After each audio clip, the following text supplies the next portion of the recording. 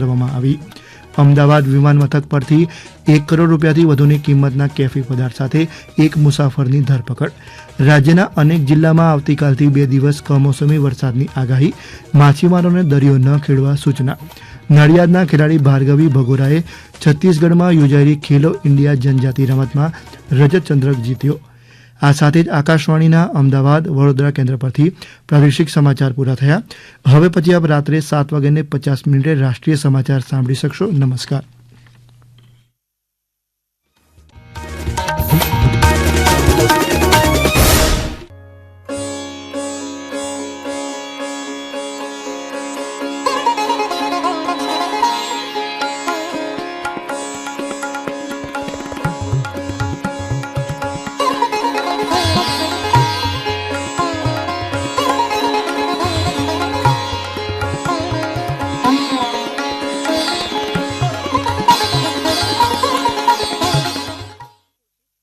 શ્રોતા મિત્રો, આપ જોડાયેલા છો આકાશવાણીના અમદાવાદ વડોદરા કેન્દ્રની સંગ. થોડી જ ક્ષણોમાં ગ્રામ્ય મિત્રો માટેનો કાર્યક્રમ ગામનો ચોરો પ્રસારિત કરાશે.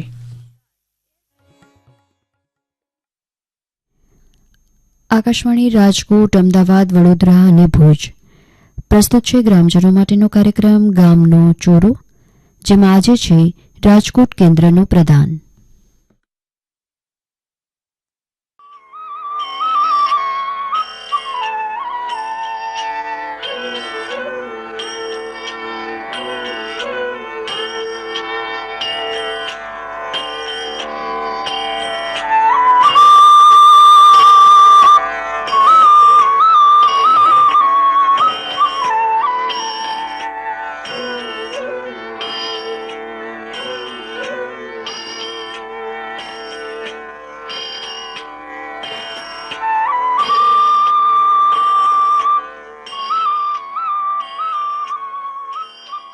રામ રામ વિરલભાઈ. રામ રામ કાનનબેન, રામ રામ. વિરલભાઈ, આપણે ગામના ચોરે ભેગા થઈએ ને, તો સ્વાભાવિક છે કે ગામ વિશે, ગામમાં ચાલતી વિવિધ પ્રવૃત્તિઓ વિશે ને એના વિશે વાત કરીએ. બરોબર. પણ આજે છે ને મને ગામડા વિશે વાત કરતા કરતા ગાંધીજી યાદ આવ્યા છે. શું વાત છે! વાહ ભાઈ વાહ. એ સામાન્ય રીતે હવે આપણે ત્યાં છે ને એવી પરંપરા થતી જાય છે કે જાન્યુઆરી અને ઓક્ટોબર સિવાય આપણે ગાંધીજીને બહુ યાદ કરતા નથી. પણ ગાંધીજીએ જે પણ ક્ષેત્રમાં કામ કર્યું, અથવા આપણે એમ કહી શકીએ કે એક પણ ક્ષેત્ર નથી મૂક્યું કે જેમાં એમણે કામ ન કર્યું હોય. એમણે જે પણ ક્ષેત્રમાં કામ કર્યું ને એ બધા જ ક્ષેત્ર માટે એમણે પોતાના જે વિચારો આપ્યા ને એ આજ દિન સુધી સતત સાચા પડતા રહ્યા છે. અને ખાસ તો ગામડા વિશે એમના વિચારો ખૂબ અદ્ભુત છે. હા, એટલે એમણે એ જ કીધું કે ભારત છે ને એ ગામડાઓનો બનેલો દેશ છે. એટલે જેટલા ગામડા મજબૂત હશે, જેટલા ગામડા સમૃદ્ધ હશે, એટલો દેશ મજબૂત બનશે, સમૃદ્ધ બનશે. એટલે ખરેખરો આત્મા છે ને એ તો ગામડામાં જ છે. અને આપણે જોઈએ છીએ કે આજે પણ આપણે ગામડા જે તૂટી રહ્યા છે, ભાંગી રહ્યા છે, એ સમસ્યાનો સામનો કરી રહ્યા છીએ. અને એની સીધી અસર છે એ આપણી આર્થિક વ્યવસ્થા ઉપર ક્યાંક ને ક્યાંક પડી રહી છે. બરોબર. કેમ કે ગામડું છે એ મુખ્યત્વે ખેતી સાથે જોડાયેલું છે, પરંપરાગત વ્યવસાયો સાથે જોડાયેલું છે. ખેતી અને પરંપરાગત વ્યવસાયો ધીમે ધીમે ઓછા થતા જાય તો સ્વાભાવિક છે કે આર્થિક વ્યવસ્થા છે એમાં પણ ક્યાંક ને ક્યાંક ખાંચ પડવાની છે. હા, અને કાનનબેન, હવે ધીમે ધીમે છે ને પાછો એવો ટ્રેન્ડ શરૂ થયો છે કે આપણી જે પારંપરિક, આપણા જૂના જે મૂલ્યો છે, જે ખેતી છે એના ટકાઉપણું છે, જમીનની ફળદ્રુપતા છે, અથવા તો જમીનની જે સારપ છે એને બચાવવા, એને ટકાવવા માટે પાછા પ્રયત્નો શરૂ થયા છે. અને એના માટે ઘણા લોકો ખૂબ કામ કરી રહ્યા હોય છે. હા, એટલે આ છે ને પહેલા જેવું છે કે જેમ એક શાળા હોય અને શાળામાં શિક્ષકની જરૂર પડે કે જેને પોતાને ખબર પડતી હોય એ બાળકોને કંઈક ને કંઈક સમજાવી શકે, શીખવી શકે. એવી રીતે આ બધા ગામડા માટે કે ખેતી માટે પણ એવા એક વ્યક્તિની જરૂર પડતી હોય છે કે જે પોતે કંઈક નવું જાણતી રહે અને પછી બીજાને એના વિશેની જાણકારી છે એ પૂરી પાડતી રહે. તો કાનનબેન, આજે આપણે ખેતીના એવા ટીચર, એવા શિક્ષક, એવા નિષ્ણાંત સાથે વાત કરવી છે કે જે ખૂબ અનુભવી છે અને આજે આપણને ટકાઉ ખેતી છે એની તાલીમ વિશે વિગતે વાત કરવાના છે. તો મહેમાન છે નીતિનભાઈ અગ્રાવર, કે જેઓ પર્યાવરણ શિક્ષણ કેન્દ્ર જસદણના પ્રોગ્રામ કોઓર્ડિનેટર છે અને છેલ્લા 20 કરતાં વધારે વર્ષોથી ખેતી નિષ્ણાંત તરીકે પોતાની સેવાઓ આપી રહ્યા છે. નીતિનભાઈ છે ને જસદણથી ખાસ ચોરે મહેમાન થયા છે, તો સૌથી પહેલા નીતિનભાઈનું કરીએ સ્વાગત ને એમને કહીએ રામ રામ. નીતિનભાઈ, અત્યારે તો તમે પર્યાવરણ શિક્ષણ કેન્દ્ર સાથે જોડાયેલા છો, પણ થોડીક ભૂતકાળની વાત કરીએ તો થોડા તમારા અભ્યાસ વિશેની વાત કરો અને અભ્યાસ બાદ તમે શું કર્યું એના વિશે વાત કરીએ.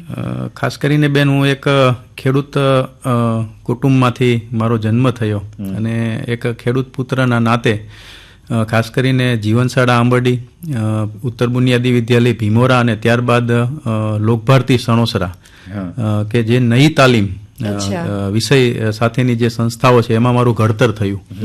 અને ખાસ કરીને જે છે આજે એજ્યુકેશનની જે સિસ્ટમ છે, શિક્ષણ પદ્ધતિ, એમાં 3R અને 3H એટલે કે 3H એટલે કે હેન્ડ, હાર્ડ અને હાર્ટ, હૃદય, મગજ અને હાથ પગની કેળવણી જેને કહી શકાય, એવી કેળવણી મેં જે છે એ પ્રાપ્ત કરી.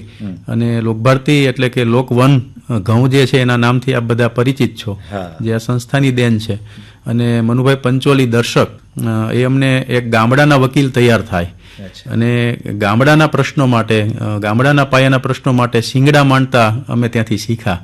અને એ રીતે જે છે મારો આખો અભ્યાસ એક ગ્રામીણ અને ખેતી સાથેનો મારો અભ્યાસ જે છે ત્યાં મેં પૂર્ણ કર્યો અને છેલ્લા 20 વર્ષથી એ દિશામાં જ મેં કામની શરૂઆત કરી. બરાબર. તો નીતિનભાઈ, તમે સરસ મજાની આ તમારા અભ્યાસની વાત કરી. હવે તમારા કાર્યક્ષેત્રની વાત કરીએ કે આજે આપણે જે વાત કરવી છે ટકાઉ ખેતીની, તો આ ટકાઉ ખેતીની જે તાલીમ છે અથવા તો એમાં તમારે શું કરવાનું હોય, તમારું કાર્ય શું હોય? હવે ખાસ કરીને વિરેલભાઈ, આજે જો વાત કરીએ તો મનુષ્ય માત્રના એક સ્વભાવમાં અથવા હેબિટમાં ટકાઉ શબ્દ નીકળી ગયો છે. આજે યુઝ એન્ડ થ્રોનો જમાના તરફ આપણે જ્યારે આંધળું અનુકરણ કરી રહ્યા છીએ, ત્યારે દરેક વસ્તુની અંદર ટકાઉ શબ્દ જે છે એ ખૂબ અગત્યનો છે. ખાસ કરીને પહેલાના વડવાઓ જે છે, વડીલો જે છે, એ કંઈ પણ એક સામાન્ય અમારે કહીએ કે ભાઈ ખરપિયો જડાવવા જતા તો એ મિસ્ત્રીને કહેતા કે ભાઈ ટકે એવું કરજે. એનું મકાનનું પાયો આયોજન હોય, ખેતીનું આયોજન હોય, એમના પ્રસંગોનું આયોજન હોય, પણ નક્કર અને ટકાઉ શબ્દ જે છે એ સતત એના વાતમાં વણાયેલો રહેતો હતો. તો આજે ખાસ કરીને આ વાતાવરણ અને આબોહવામાં જે પરિવર્તન આવ્યું છે, રાસાયણિક અને જંતુનાશક દવાઓની ખેતીનો એક યુગ જ્યારે હવે કહેવાય ને કે આથમમાં જઈ રહ્યો છે અને ઘણા બધા ગેરફાયદાઓ બધા જાણીએ છીએ. આવી પરિસ્થિતિની વચ્ચે ખેતી ખર્ચ વધ્યો છે, પર્યાવરણને નુકસાન થઈ રહ્યું છે અને ખાસ કરીને જમીન તંદુરસ્તી એટલે કે સોઇલ હેલ્થ ખાસ કરીને જ્યારે બગડી રહી છે, ત્યારે ખેડૂતોને ખાસ કરીને જે નરી આંખે દેખાય છે રોગ, જીવાત અથવા જે કંઈ જીવાતો છે એની ઉપર ઘણો બધો ખર્ચ કરતા હોય છે, ઘેંસ બોલાવી દેતા હોય આપણે કહીએ એમ. પણ ખાસ કરીને જમીનોની અંદર જે બેક્ટેરિયા છે, ઓર્ગેનિક કાર્બન છે, જેમનો પીએચ આંક છે, જે કે નરી આંખે દેખાતા નથી, એટલે એની ઉપર કામ થતું નથી. હવે ખરેખર ઉપરના જે પ્રશ્નો આવે છે એનું મૂળ તો પાયામાં છે, જમીનમાં છે. બરાબર. સાથે સાથે ખેતીની કહેવાય ને કે હજારો કણબી પાછળ કરોડ, એવી આપણી કહેવત હતી કે કણમાંથી મણ પેદા કરનારા ખેડૂતો પાછળ કરોડો જીવો વસે છે. તો સાથે સાથે એ ક્રાઇસોપા હોય, દાળિયા હોય, એમના મિત્ર કીટકોને પણ ઓળખે. સાથે સાથે જે છે એ અમાસ પૂનમ, આપણા ઋષિકૃષિ પરંપરાના જે નિયમો હતા કે ભાઈ અમાસ પૂનમ જે છે 11 છે તો ત્યારે કેવા ખેતી કાર્યો કરી શકાય, આપણી ચંદ્ર આધારિત જે ખેતી હતી, તો આવી બધી કોઠાસૂઝ વાળું જ્ઞાન જે હતું એ ક્યાંક વિજ્ઞાનના નામે, વિકાસના નામે, ક્યાંક ઉતાવળ ખેતીમાં અને ઝડપથી કરવા માટે થઈને આવું ક્યાંક સેઢા ઉપર ધકેલાતું જાય છે. ત્યારે આ પાયાની અને કોઠાસૂઝ વાળી જે પદ્ધતિઓ છે એને ખેતીની અંદર આપણે જો વિસરશું તો ક્યારે એ ખેતીમાં નહીં ચાલે. બરાબર છે. તો એવી રીતે એક વખત કાર્ય કર્યા પછી એનું લાંબા ગાળાનું આયોજન થાય તો જ આપણે ખેતીને છે ટકાવી શકીશું. એટલે ટકાઉ શબ્દ આજે ખેતીની માટે ખૂબ ખૂબ જરૂરી છે. વાહ, ખૂબ સરસ. તો નીતિનભાઈ, તમારું કાર્યક્ષેત્ર આમ ખરેખર શું હોય? તમારે ખેડૂતોને જઈને તાલીમ આપવાની હોય, સમજાવવાના હોય, શું કરવાનું હોય? હવે ખાસ કરીને અમે ખેડૂતોના ગ્રુપ બનાવીએ છીએ, જેને ફાર્મર ઇન્ટરેસ્ટેડ ગ્રુપ એટલે કે રસ ધરાવતા ખેડૂતોના ગ્રુપ બનાવીએ છીએ. અમે વચ્ચે ફાર્મર ક્લબ એટલે ખેડૂતોની એક ક્લબ પણ બનાવેલી, અને એની સાથે રહીને સિઝન પ્રમાણે, પાક પ્રમાણે, વાવણીથી કાપણી સુધીનું એનું અવસ્થા પ્રમાણેનું એની પ્રેક્ટિસિસ જે છે, કઈ માવજતો કરવી, તો એના અમારે એને ખાસ કરીને માહિતી એને સુધી પહોંચે એવા પ્રયત્ન કરતા હોઈએ છીએ. પણ અનુભવના અંતે એક એવું જાણવા મળ્યું કે ભાઈ માત્ર માહિતી આપી દેવાથી કશું નથી થતું. થોડાક હજી એમને હાથ પકડીને થોડા ચાસ સુધી સાથે જઈએ, અને અમે ચાસ સુધી સાથે ગયા. અને ખેડૂત જે છે એ ખાસ કરીને જ્યારે કોઈ પણ વસ્તુ જોવે અને જાત અનુભવે ત્યારે 100% એના પરિણામો અમને સારા દેખાતા હોય છે. એટલે ડેમોન્સ્ટ્રેશન બેઝ, નાના નાના રૂરલ ટેકનોલોજીના ડેમોન્સ્ટ્રેશન, પ્રાકૃતિક ખેતીના ડેમોન્સ્ટ્રેશન, નવી ટેકનોલોજી આવતી હોય, બાયોગેસ્ટર છે, બાયોપેસ્ટિસાઇડ યુનિટ છે, એના ડેમોન્સ્ટ્રેશન હોય, કે પ્રકાશ પિંજરના ડેમોન્સ્ટ્રેશન હોય, તો એવા જે ટી સ્ટેન્ડના ડેમોન્સ્ટ્રેશન હોય, બરાબર છે, કે આવા ડેમોન્સ્ટ્રેશન, ઇવન અમે છેલ્લા 2 વર્ષથી ઉકળો શેડવવાના ડેમોન્સ્ટ્રેશન, કે જે ખેડૂતો આજે ઘણી બધી એવી ભૂલો કરે છે, મતલબ ઉતાવળમાં, કે ભાઈ આપણા વડવાઓ છે એ સારું મજાનું ઉસરેટી બનાવતા હતા, કમ્પોસ્ટ કરતા હતા, પલાળતા હતા, અને એકદમ ગરમ સુગંધ આવે એવું સુગંધિત ગરમ લાયે નીકળતું સુગંધિત ખાતર ભરતા હતા. હવે આજે સીધા જ ઘણા બધા ખેડૂતો ઉકળો સીધો લારીમાં અને લારી સીધી ખેતરમાં. હવે ખાતરનો સ્વભાવ વિરલભાઈ સડવું છે, જે અહીંયા નથી સડતું એટલે ખેતરમાં જઈને સડે છે. તો GHG, ગ્રીન હાઉસ ગેસીસ, કે જે ખેડૂતના નોલેજમાં નથી, પણ એક એન્વાયરમેન્ટલ પર્યાવરણ સંસ્થા તરીકે આજે કાર્બન, GHG ગેસીસ એના પ્રશ્નો ઉદ્ભવી રહ્યા છે. તો અમે એને પણ એમાં કાઉન્ટ કરીએ છીએ કે ભાઈ GHG, ઇથેન, મિથેન, નાઇટ્રેટ જેવા ગેસ પેદા થાય, અને જમીનજન્ય ફંગસના પ્રશ્નો પેદા થાય છે. બરાબર છે. તો આવી અમુક પદ્ધતિને ક્યાંક ને ક્યાંક રિલેટેડ હોય છે. હવે નાની એવી ભૂલ છે કે ખાતરને કમ્પોસ્ટ નથી કરતા, તો એના કારણે ઘણી બધી એમને નુકસાન વેઠવું પડે છે. બરાબર છે. તો આ ટકાઉ ખેતીના આ બધા પગલાઓ છે. બીજું ઉદાહરણ જો આપણે આપીએ તો પહેલાના સમયમાં જ્યારે વરસાદ થતો હતો, તો ખાસ કરીને વડવાઓ સાયકલ લઈને ચાલીને ખેતરે જાય, બરાબર, 4 આંગળ નીચે જમીન ખોતરે, અને 4 આંગળ જો માટી પલળી હોય તો જ મગનો સાથીઓ કરે અને દંતાળ જોડે વાવણી માટે. હવે આ કોઠાસૂઝ હતી એમની પોતાની. હવે જેને આપણી ભાષામાં વાપસા કન્ડિશન કહેવાય, કે જ્યાં સુધી વાપસા ક્લિયર ના થયું હોય ત્યાં સુધી જો બીજ વાવવામાં આવે તો એ ઉગતું નથી, અંકુરણ શક્તિ એની બફાઈ જાય ગરમીમાં, તો એનું જર્મિનેશન નથી થતું. હવે ગયા વર્ષે 2025 જેવું 20 કિલોનો ભાવ મગફળીનું બિયારણ ખેડૂતો ખરીદતા હોય, પણ જો એ વાપસા કન્ડિશન ના શીખે તો એનું બિયારણ બીજી વાર એમને વાવવું પડતું હોય છે. તો આ વિજ્ઞાન છે, પણ એની સામે જે પેલા વડવાઓ 4 આંગળ ખોતરતા હતા એ ટકાઉ ખેતીની પદ્ધતિ હતી. બરાબર છે. અમાસ અને પૂનમ, દવા છાંટવા માટેના નિયમો ટકાઉ ખેતીમાં આપણને વડવાઓએ શીખવાડ્યા હતા, કે અંધારિયું અને અંજવાળિયું. અંધારિયું જ્યારે હોય ત્યારે રાત્રિનું તાપમાન ઠંડુ હોય, દિવસનું ગરમ હોય. અંજવાળિયું હોય ત્યારે દિવસનું ગરમ હોય, રાત્રિનું ઠંડુ હોય. હવે જ્યારે વાતાવરણમાં તાપમાનમાં ફેરફાર થાય છે ત્યારે જ હંમેશા રોગ અને જીવાતનો ઉપદ્રવ વધે છે. તો અમાસ પછી 2 દિવસ, પૂનમ પછી 2 દિવસ, બરાબર છે, જો એનું નિયંત્રણ કરવામાં આવે તો ખેડૂતોએ વધારાની દવા પણ છંટકાવ નથી કરવી પડતી. તો આ ટકાઉ ખેતીનો પદ્ધતિ હતી કે ઓટોમેટિકલી પેસ્ટિસાઇડ ઉપર કંટ્રોલ થતો હતો. બરાબર છે. તો આવી ઘણી બધી પદ્ધતિઓ જે છે ટકાઉ ખેતીની અંદર, કે જે આપણે નહીં કરી શકીએ. જીવંત વાડ, આજે લોકો ફેન્સિંગ તરફ વળ્યા છે, બરાબર છે, પણ જીવંત વાડની અંદર કેટલા બધા જીવજંતુઓનું રહેઠાણ, આશ્રય સ્થાન હતું. બરાબર છે. એકારે 200 વૈયાઓ કપાસ મગફળીમાં બેસતા હતા અને એક ઈયળ ઉપાડતા હતા, તો 200 ઈયળો ઓટોમેટિક નિયંત્રણ થતી હતી. બરાબર છે. તો આ બધી ટકાઉ ખેતીની પદ્ધતિઓ હતી. હવે આજે આપણે ખેતી ખર્ચ વધ્યો છે ખેડૂતોનો, બરાબર છે, દવા ખાતર બિયારણનો ખર્ચ વધ્યો છે, સામે ઉત્પાદન ઘટતું જાય છે. મતલબ ક્યાંક ને ક્યાંક આપણી જમીન બંજર બનતી જાય છે, બિન ઉત્પાદક બનતી જાય છે.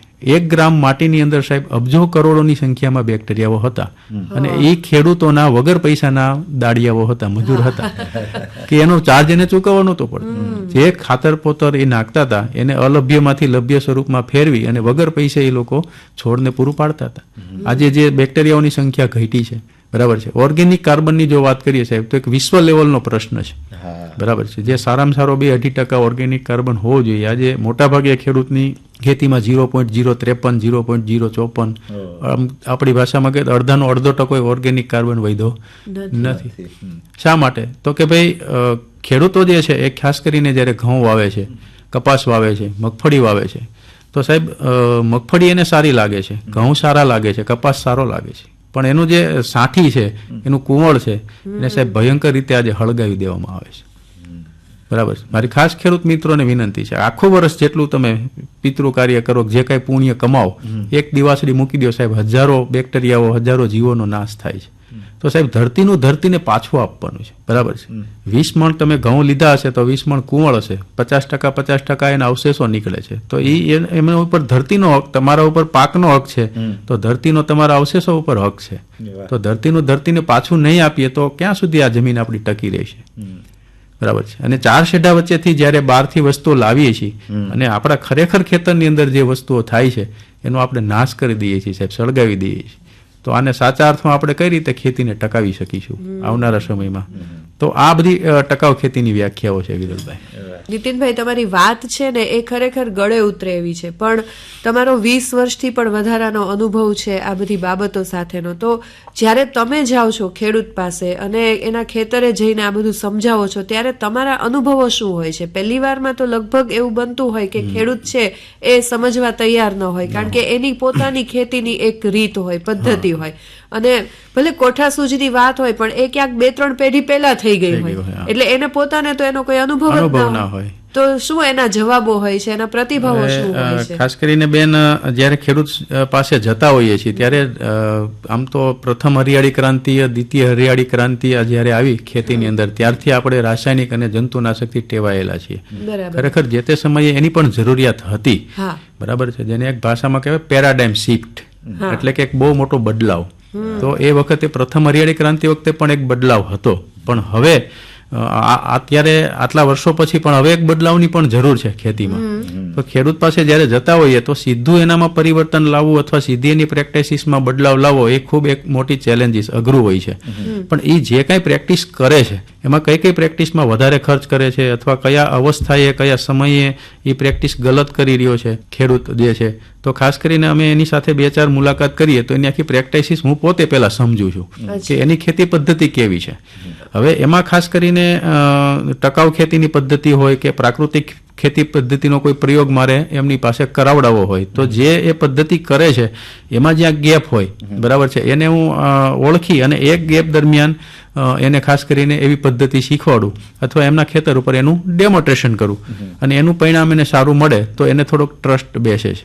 કારણ કે ખેતી જોઈએ તો સીધો બદલાવ લાવવા માટે એની આવક સાથે જોડાયેલી વસ્તુ છે, રોજગારી છે, એટલે સીધું એ ક્યારેય આવો બદલાવ માટે રિસ્ક નહીં લે. બરાબર છે. પણ માનો કે એક દવાના રેસિસ્ટન્ટ પાવર, રોગપ્રતિકારક બહુ હાઈ જતી રહી હોય, યુનિવર્સિટી વૈજ્ઞાનિકના ભલામણ કરતાં પણ ખેડૂતો વધારે ડોઝમાં જતા રહ્યા હોય રેસિસ્ટન્ટમાં, તો એ રેસિસ્ટન્ટ પછી એને રિઝલ્ટો નથી મળતા, તો એ સમય દરમિયાન અમે એને પાછા છે એ કોઈ સંજીવની ઉકાળો છે કે લીમડાનો છે, ગૌમૂત્રનો ઉકાળો છે કે એવી આપી અને ત્યારે એનું રોગપ્રતિકારક શક્તિ થોડીક ડાઉન થાય એના માટે આવો પ્રયોગ એને શીખવાડીએ મિક્સમાં કે ભાઈ થોડાક પ્રાકૃતિક પ્રયોગ કરો, થોડાક ઓમાં તમે ETL લેવલ જાણો, બરાબર છે, થોડુંક ન્યુટ્રિશન ઉપર ભાર આપો, એમ થોડા નાના પાયે એ બદલાવો કરવાની અમે કોશિશ કરતા હોઈએ છીએ. કારણ કે એની આવક પણ આપણે જોવી પડતી હોય છે, સાથે સાથે ખેડૂતનો ખર્ચ પણ જે થતો હોય વધારાનો એને કંટ્રોલ કઈ રીતે થાય એ પણ આપણે જોવું પડતું હોય છે. અને સાથે સાથે એક ખેડૂત જે છે એ પોતાની પાકમાં જે છે એ આવા નાના પ્રયોગો પણ અપનાવતો થાય એ પણ જોવું પડતું હોય છે. એટલે આવી એક ચેલેન્જીસ હોય છે ખાસ. નીતિનભાઈ, જે રીતે તમારે ખેડૂતોને શીખવવું પડતું હોય તો એવી રીતે તમારે પણ તમારી જાતને તૈયાર કરવી પડતી હોય, તમારે પણ અપડેટ થતા રહેવું પડતું હોય, તો તમારે કોઈ તાલીમ લેવી પડતી હોય છે? હવે ખાસ કરીને બેન, હું છેલ્લા 20 વર્ષથી ખેડૂતો સાથે જોડાયેલો છું. ચાસમાં એમના દીકરાની જેમ બાજુમાં જઈને બેઠો છું અને ખેડૂતો પાસેથી જ શીખવાનો પ્રયત્ન કર્યો છે.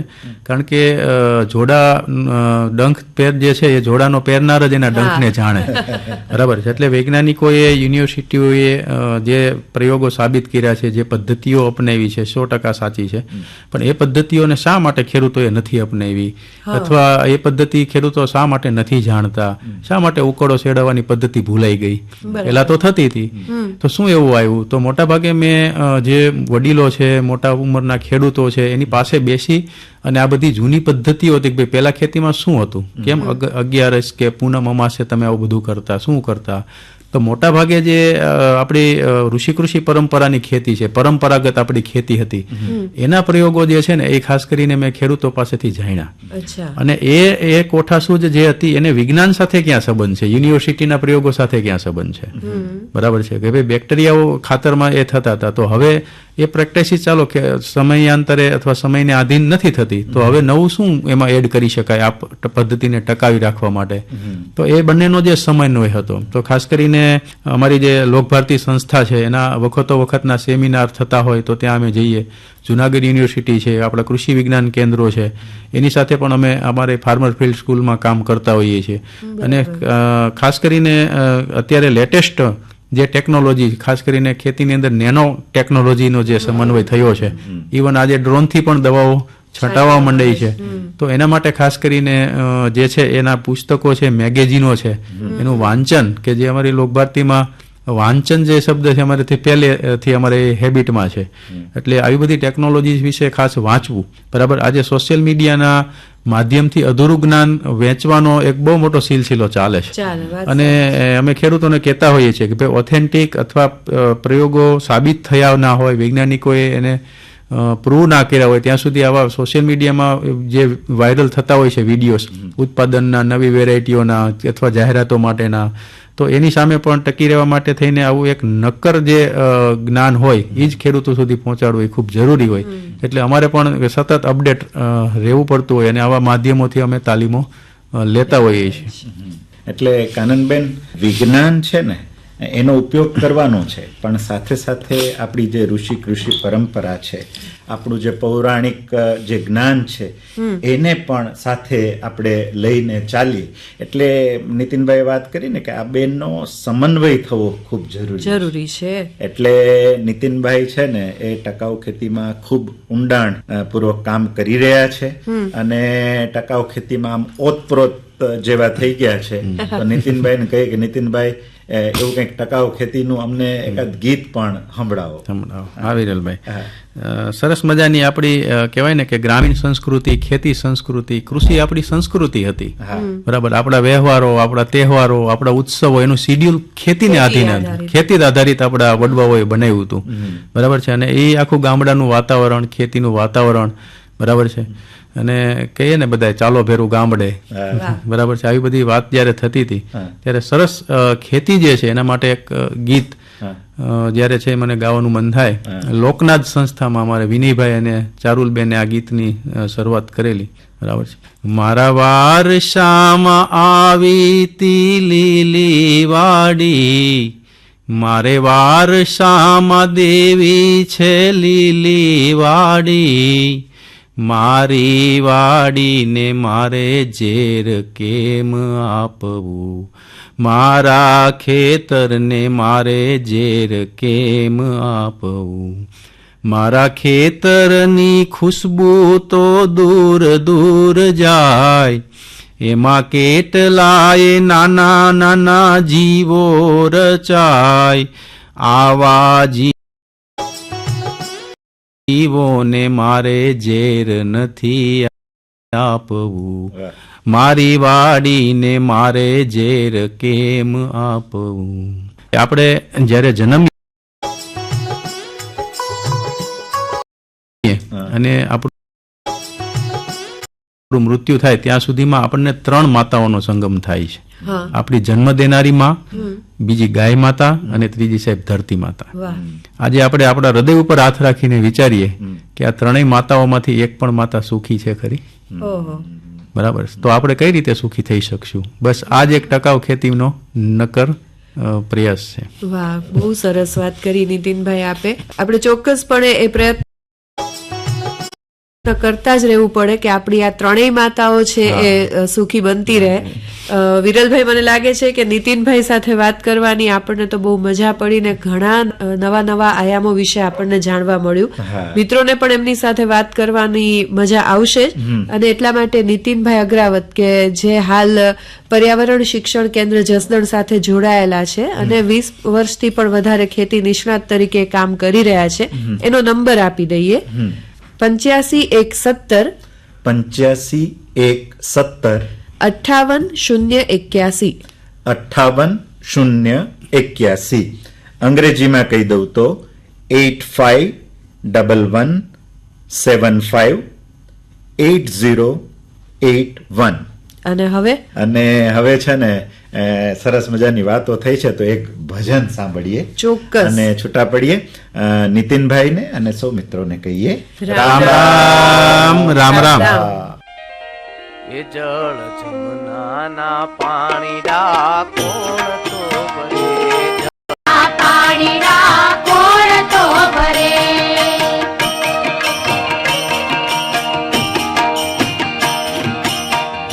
ઉડારે કુવાયેના પાતાળ પાણી, ઉડારે કુવાયેના પાતાળ પાણી, પાતાળ પાણી, પાતાળ પાણી, કૃષ્ણ તાણી રાણી રાધિકા ભરે, રાણી રાધિકા ભરે.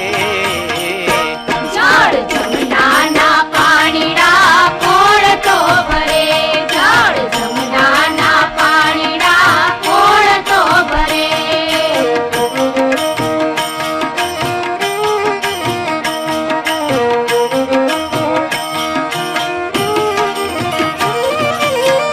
સોનાની ઈંડોણી રૂપાનું બેડલું, સોનાની ઈંડોણી રૂપાનું બેડલું, રૂપાનું બેડલું, રૂપાનું બેડલું, એ માથે ગાગરડી ઉલે રાત્રે, હેજી લે રાત્રે. જળ જમનાના પાણીડા કોણ તો ભરે, જળ જમનાના પાણીડા કોણ તો ભરે,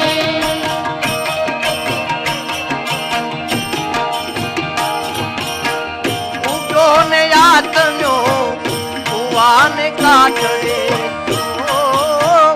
ઉગો ને યાતનો કુવાને કાઠડે, કુવાને કાઠડે, કુવાને કાઠડે, એ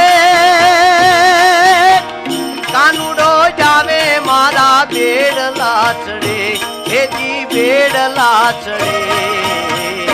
જળ જમનાના પાણીડા કોણ તો ભરે, જળ જમનાના પાણીડા કોણ તો ભરે,